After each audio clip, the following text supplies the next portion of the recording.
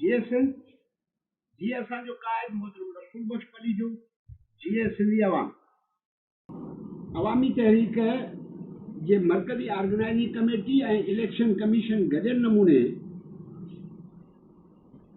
इन कोरोना जे वबा जे सबब करे सिंध जे मुख़्तलिफ़ ज़िलनि में मरकज़ जे लाइ इलेक्शन जा मरकज़ क़ाइमु कया, जंहिंमां रिज़ल्ट अचण जे खां पोइ मूंखे इहो शरफ़ बख़्शियो वियो आहे त उहा रिज़ल्ट तव्हां समूरनि महिरबाननि जे अॻियां पेश कयां।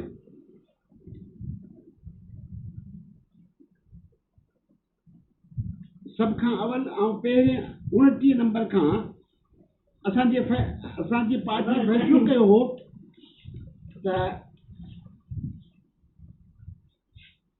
मरकज़ी कमेटी जे लाइ 29 मेंबर चूंडिया वञनि। जेके कामयाब थी असांजा दोस्त मरकज़ी कमेटी जे लाइ अहल थिया आहिनि, उन्हनि जा नाला हेठियां आहिनि।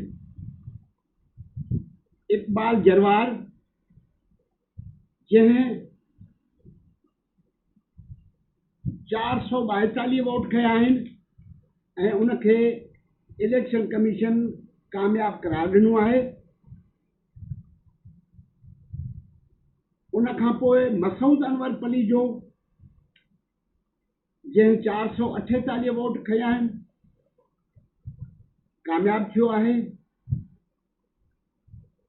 जाखरो नोहाणी, जंहिं 471 वोट खया आहिनि, कामयाब करार ॾिनो वियो आहे। हरचंद लाल 473 वोट खया आहिनि, जेको कामयाब करार ॾिनो वियो आहे।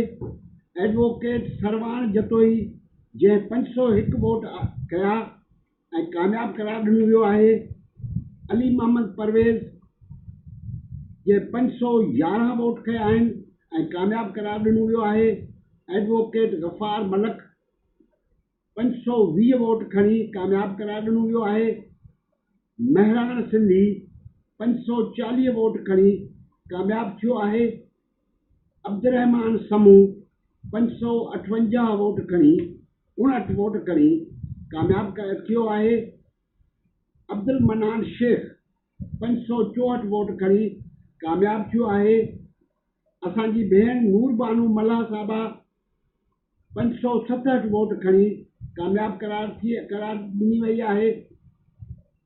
ओभायो जूणे जो 570 वोट खणी कामयाब थियो आहे। मिठा खान लाशारी 573 वोट खणी कामयाब थियो आहे। महरान दर्स 590 वोट खणी कामयाब थियो आहे।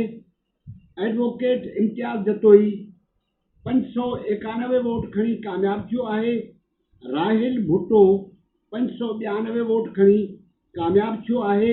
एडवोकेट अब्दुल्ला बप्पड़ 594 वोट खणी कामयाब थियो आहे। एडवोकेट GN खोसो 600 वोट खणी कामयाब थियो आहे। एडवोकेट साजिद हुसैन मैसर 602 वोट खणी कामयाब थियो आहे। भेण उमरा समूह साहिबा 609 वोट खणी कामयाब करार ॾिनी वई आहे।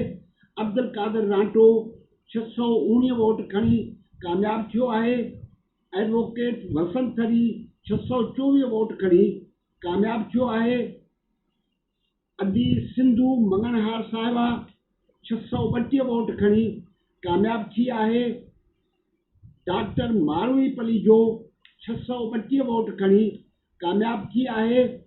लाल जरवार 636 वोट खणी कामयाब थियो आहे। नूर अहमद कातियार 639 वोट खणी कामयाब थियो आहे।